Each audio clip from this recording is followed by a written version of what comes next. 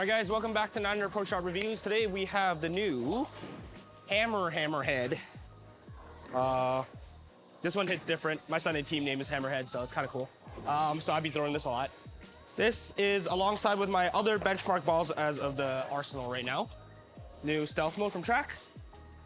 And I know it's an older release from mid last year, Hazmat Solid. The Hazmat Solid's been in my bag a long time as a benchmark ball because Solid Sim kind of reads the lane ever since the original Stealth was discontinued, pretty much just kind of replaced that. And Stealth mode was more recent, just last month. So I was able to kind of throw that to kind of replace my Hazmat Solid, and now we have a Hammerhead. So let's all compare the three very similar shapes and see how that reads the mid lane, which is my main intention, to kind of get it to use for any type of benchmark reaction, is to see where the ball reads, how it reacts off of the spot, and gives me an idea on the lane. But there is a little bit of disclaimer I do have to tell you, is this Hammerhead is now relatively lane shined, and it's way better in that case because I think when it came out of the box, too dull, rolled way too early out of the box. Even then, immediately had to put a more worn out 1500 on it just to get a little bit of wear on it, and then through a couple games to warm up, and then it kind of shined up, and now it's like got a good backhand motion to it as well. So everything about it seems pretty good. Let's throw a couple shots and see what it gives me. We are bowling on a little bit more of a broken down shot today, so I'm going to be a little deeper than I probably need to be on a fresh league night, but let's just see what it's going to do for me.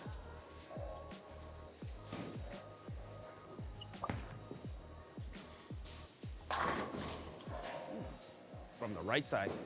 That's awesome. But yeah, the ball right now is very easy for me to see the shape. It's just a lot earlier, smoother overall. The lane shine's actually what's giving that energy to kind of make that pop and that carry.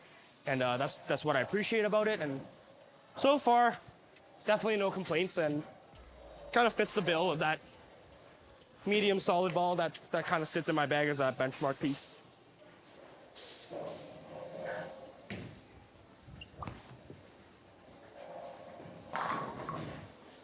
All right, so right now I'm around 32, throwing around 18, 19 at the break, or at the arrows, getting it out to like 5 at the break.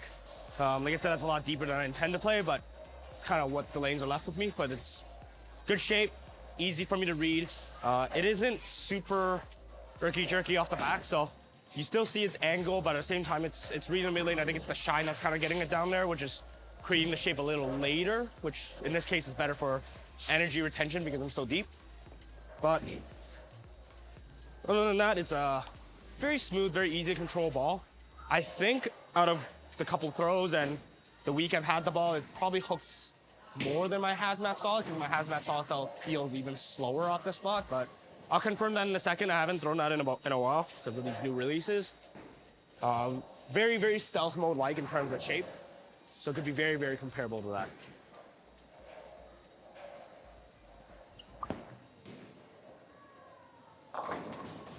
Oh, fell off balance there for a bit.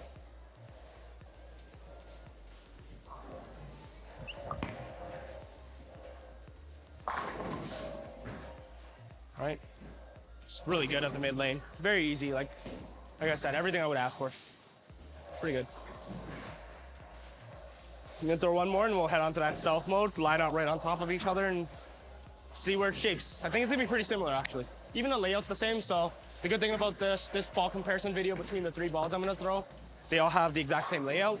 So it's gonna be a nice, easy, what hooks earlier or what hooks more off the spot kind of comparison.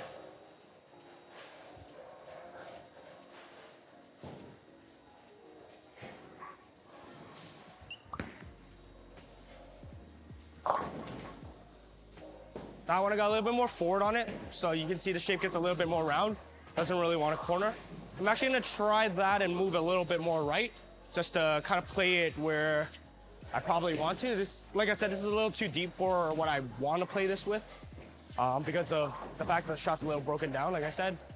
But I'm gonna use that, maybe create a little bit of a later laydown as well, just to get the ball further down the lane before it makes that shape, stay more forward on it.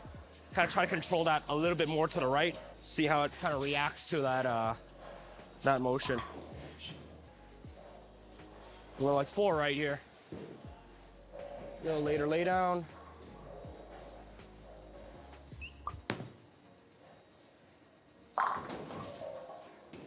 So that blended out the pattern a little bit more. Now I'm more in a comfortable spot of not trying to get the ball to hook too much, because I think when you get into such solid or early rolling balls and smooth out the spot balls, the deeper you get, the less angle you're gonna create. You're gonna start leaving a little bit of those 2-8-10s, 7-10s, you know, weak 10 pins, and that all comes into play a little bit. So I'm just trying to put it back to where ideally I want that entry angle to be. A little bit more loft, forward.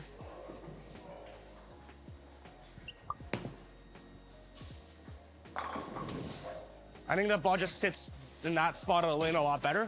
And that's obviously, like I said, those are tools that everybody should work on as well when they have time to practice, to be able to kind of manipulate their hand release, you know, delay the timing, speed of timing, whatever it is that gets your ball to be doing better things or the right things at the break point. And those things will always help the way the ball hits and the ball's entry angle and retaining energy and all that. So I'm gonna go right into it. I'm gonna do one last adjustment, actually. You know what? I'm gonna do one last adjustment with it. You get super right. I'll bomb it super forward. Comes into play sometimes when we're on the track and we get too deep on a house shot in transition and just trying to eliminate the lanes, eliminate the pattern a little bit. Just gonna go really forward, really fast with this.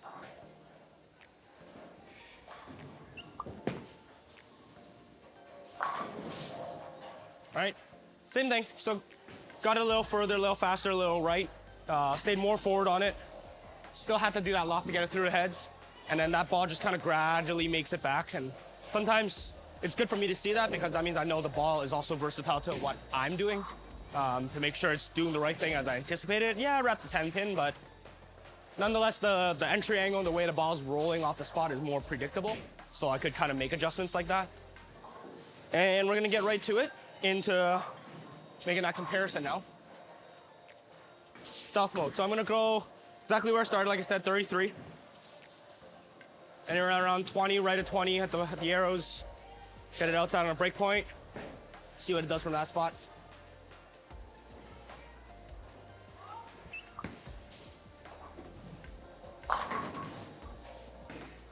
Okay, so based on that shot, at least, I can see that the stealth mode didn't make it back. I want to say they're around the same lane shine. Is it a little less shiny to make it not make it corner? I'm not sure right now. But if that's the first shot I threw on a comparison-wise on the same pair of lanes, I would assume that the stealth mode doesn't corner as much from the Hammerhead. So it's a little bit slower off the spot to read the mid lane and kind of go a little bit more forward. I'm gonna throw another one to get that confirmation. Not gonna change anything on the release here, just more for knowledge.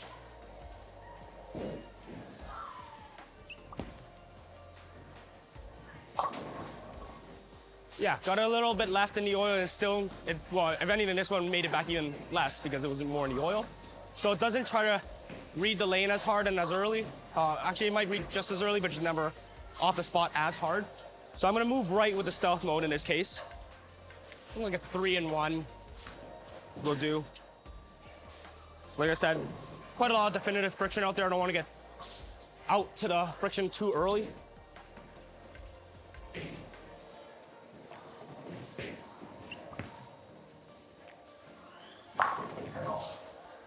That's way better. So, yeah, if based on, you know, the last 3 shots, I would say stealth mode gets the same spot, just comes off the spot a lot smoother, a lot slower. Didn't really make that corner the Hammerhead did. And that's good for me to see some difference. At least that'll probably keep me have both balls in the bag a little more. And that being said, I assume the Hazmat was even slower or around the same as the stealth mode. But let me throw one more to stealth mode. And I'm gonna move right like I did with the Hammerhead here. I'm gonna do that same, a little bit more forward, a little bit of loft. And that benchmark position, around 17.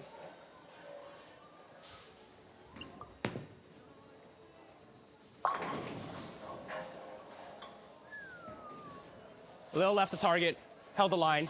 Like I said, luckily that was the slower ball, so it kind of, even though it held the line, it didn't kind of want to corner too much off the spot and get out of the line and out of the spot from the pocket.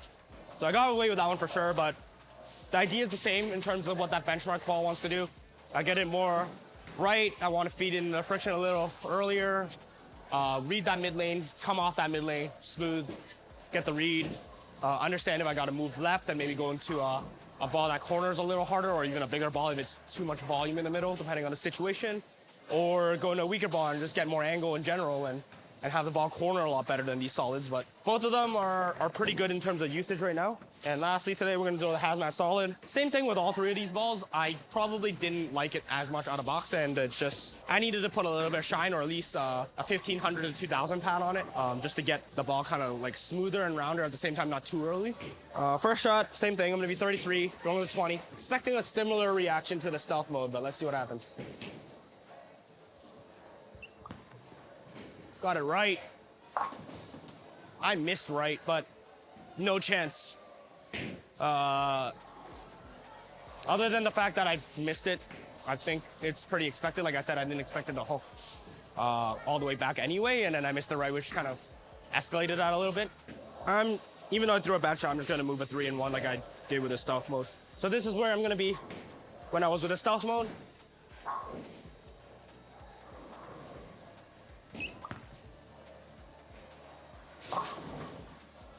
So that one, comparison to the stealth mode, it is a lot earlier, because stealth mode didn't even pick up there. It kind of picked up a little later.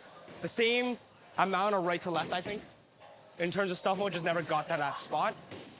I'm gonna split the difference here just because I think I need a little bit more head oil, because as soon as this Hazmat saw that friction point, it just started going really early.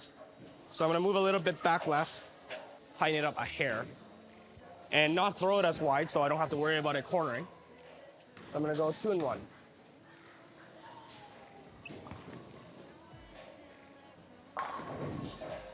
And that's good. So now I'm just right at 20 at the arrows. Getting it same to 8, not to 5. So a lot earlier, a lot smoother. If I had to like split hairs, yeah, they're all a little different. Realistically speaking, if I had to pick a ball in that spot in the arsenal, any one of these three would be a pretty good choice. So as the consumers that are watching the video, if you're looking to replace one of them with the other, I think it's a pretty good comparison for that. And for the ones that are like trying to add to the bag, if you already have one of them, you need another one. Unless you're bowling enthusiasts like myself, 12 to 20 balls is nothing. Sure, have them. They're gonna do something different. I would recommend you maybe change the layout from, pin up to pin down, or change the pin distance and kind of get a little bit of a different shape so it's not completely overlapping.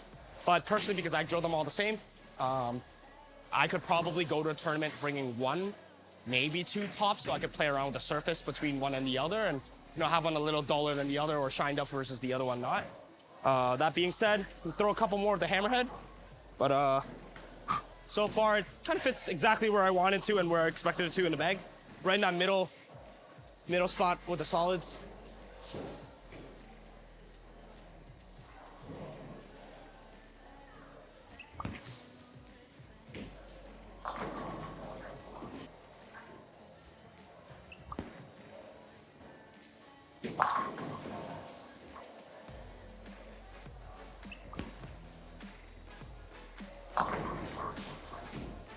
All right, thanks for watching, guys. See you next time.